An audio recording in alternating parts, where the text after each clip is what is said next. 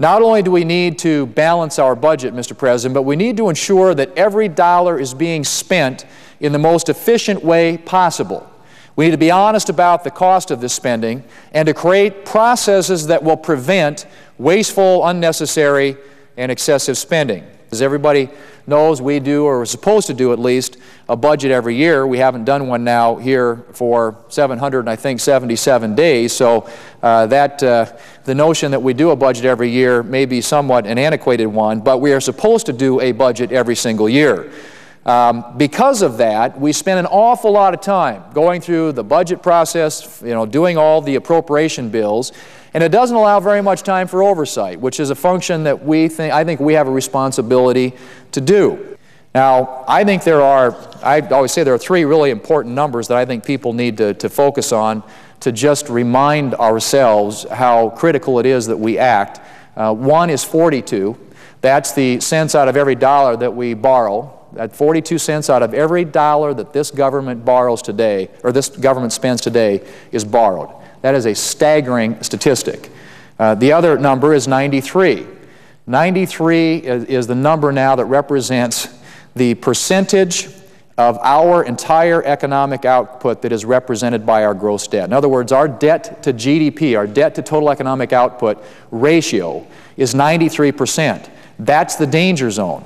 Historical research has shown and demonstrated that when you get a debt to GDP ratio that exceeds 90%, that you are losing 1 percentage point of economic growth every single year.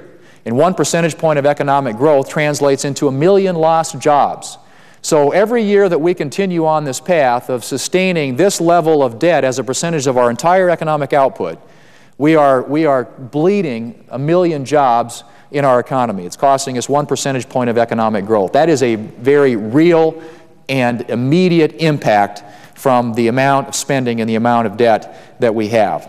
And the final number that I think is important for people to understand too, and that's the number I mentioned earlier, Mr. President, and that is the 777 number, because that's the number of days it's been since Congress has passed a budget.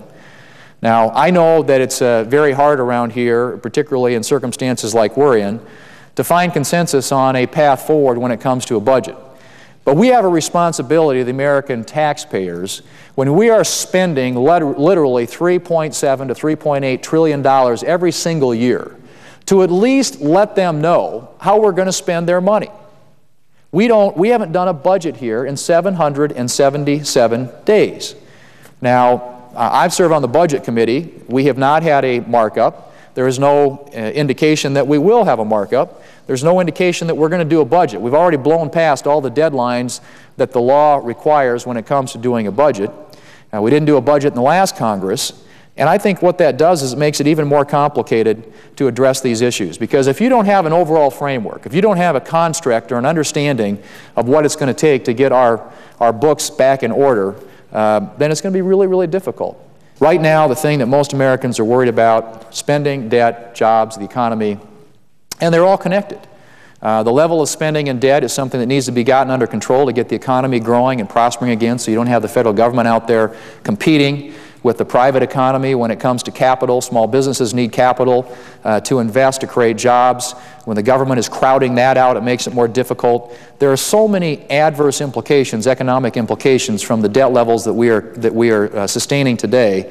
It is going to make it increasingly difficult the longer we stay deeper and deeper in the red for this economy to recover and grow.